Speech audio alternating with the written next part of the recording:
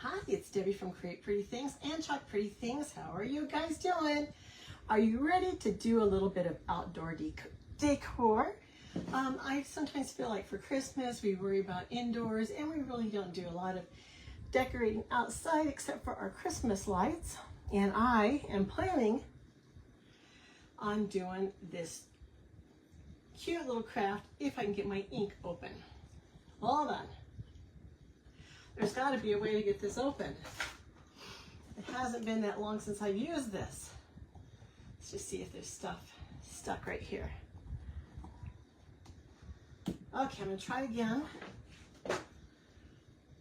If not, we may have to use a different color. I got it, guys. Okay, let me show you what we're going to be doing today. Oh, this is a tight jar. We are going to use this little Snowman transfer. It's one of our favorite transfers of the season because everyone loves Snowman. Do you love Snowman? I think he is so cute, and he's got this little bird in his hand. We are going to do it on a garden flag. These are just some regular little garden flags that I picked up off online, and I'm going to use that to ink, or I'm going to use ink because it's going outside, so I don't want it to run if it gets wet. So I've got my garden flag and I've got my little ink mat. This ink mat protects your surface. It protects the ink from going through to the other side of your surface, whatever you're using. So I am just going to go ahead and place this on here, and this is sticky, which is a good thing because it holds it in place while you're talking.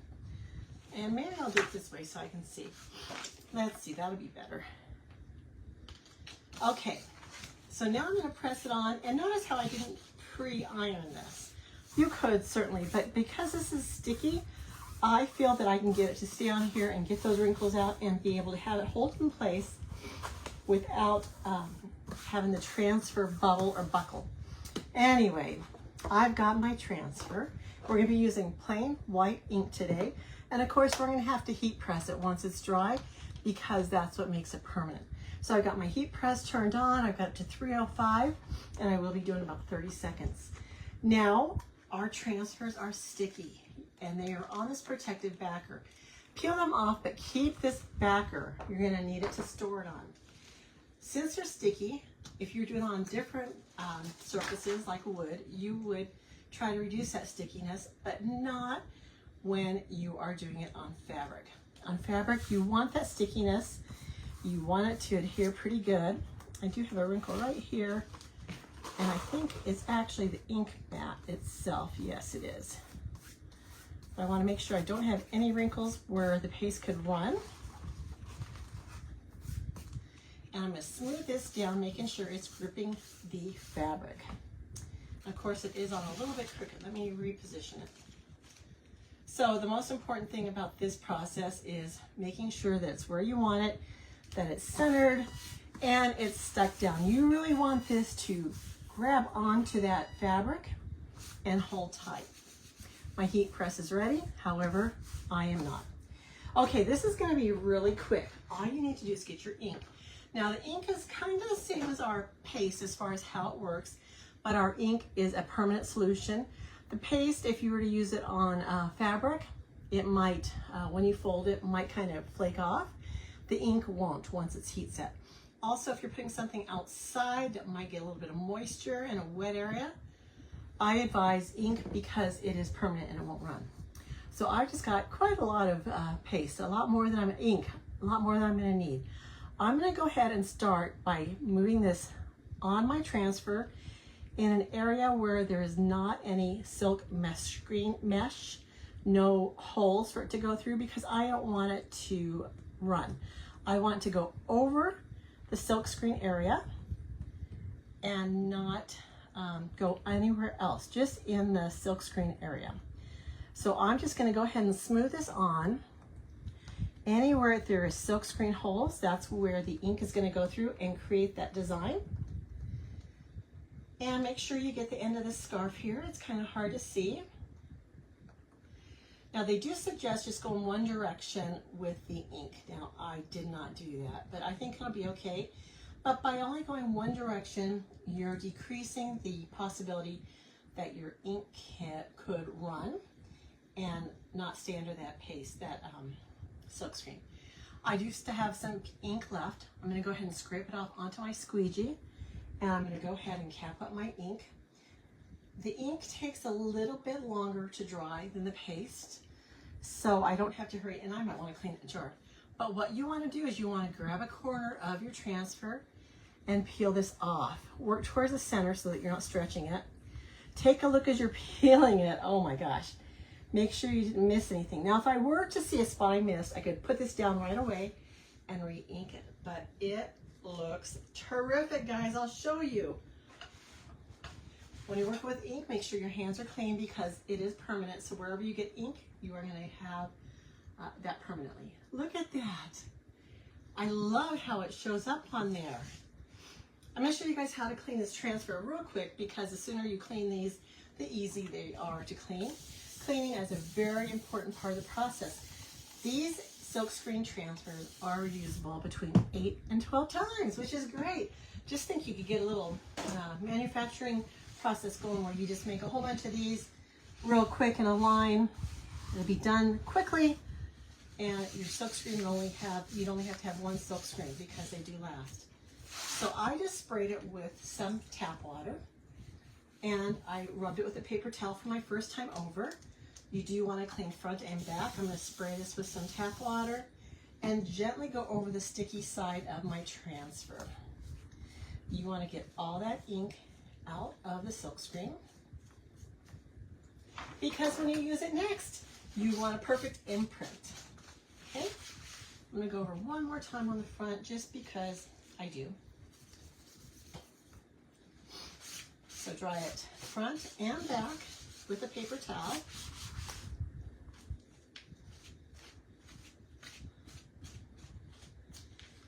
Get your backer sheet, which has moved on me. Anyway, you are going to put this back on the backer sheet, the sticky side to the white side of the sheet so that it's ready to go for next time, okay? For now, I'm going to stick it there. Now, you need to dry this before you heat press it. Heat pressing is going to make it permanent. But in order to dry it, you need to remove your ink mat. Look at this. It did go through the back just a little bit of a shadow, which is what I was kind of wondering because I wanted to know whether I could do both sides. It looks like I cannot on this one. Cannot. So if you need to clean your ink mat, if you have anything that you want to clean it with, I usually use a disinfectant wipe. Right now I just have a water wipe. I'm just going to go ahead and go over it real lightly. Get some of that ink off so it's ready to go for next time. And this also has a protective covering that you want to put on it so it doesn't gather any dust or stuff and make it less sticky when it's sitting around your craft room. Okay, I'm going to go ahead and dry this with my heat tool. This one is just a heat dry tool and it is not very hot, but it does dry. And like I said, the ink does take a little bit longer to dry as compared to the paste.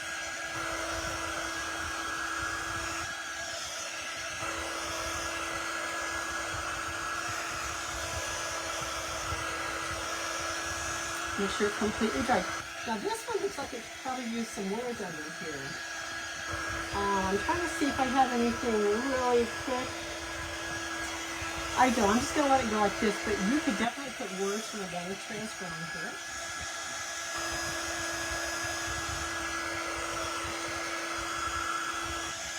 You can also decorate this. I'm going to leave it pretty plain, but you can put like fringes on the bottom, anything you want on the bottom to decorate it. And I did put this kind of high up by design. I could have centered it more, but I kind of wanted it up high. So I'm just drawing this with my heat tool. I think that little bird is so cute. And his hat, the snowman's hat, and his nose. I just love everything about this. I have like a heat-proof mat here. I'm going to put underneath. Just getting ready to press it.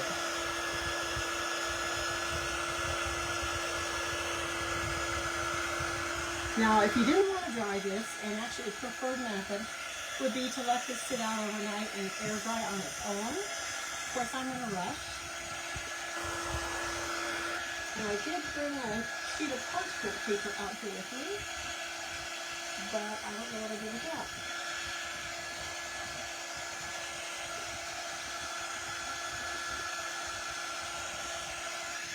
Okay, let me find my parchment paper. Let me make sure my heat press went off. So let me put it back on 305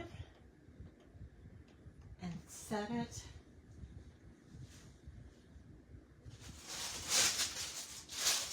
Well, this isn't the one that I brought out, but we will use it. So you can most of the time use your parchment paper. This is just plain old kitchen parchment paper. My design seems to be pretty dry. It's a little bit sticky in areas, but I think it's okay. I'm going to dry it just till my heat press gets up to 305. Have you guys ever done ink before? There's so many things you can use it on clothes, you can use it on towels, and we have so many cute designs right now. But there's really no excuse not to use ink on any of your textiles. You can wash them, once they're heat set, you can wash them and dry them. It won't flake off. It won't fade. It'll stay exactly the same as it was when you finished it.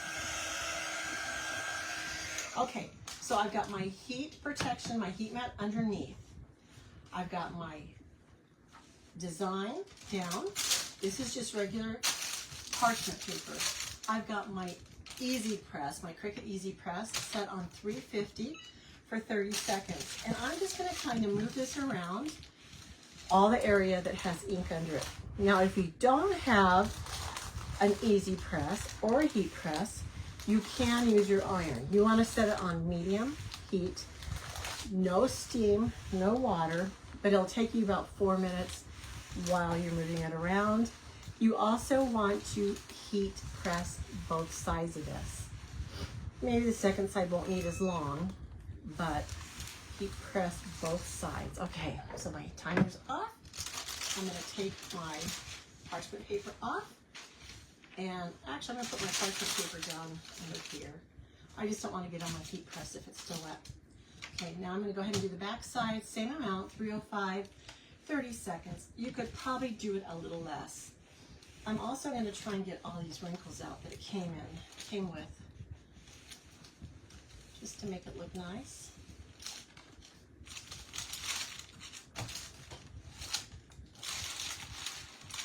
And down here at the bottom.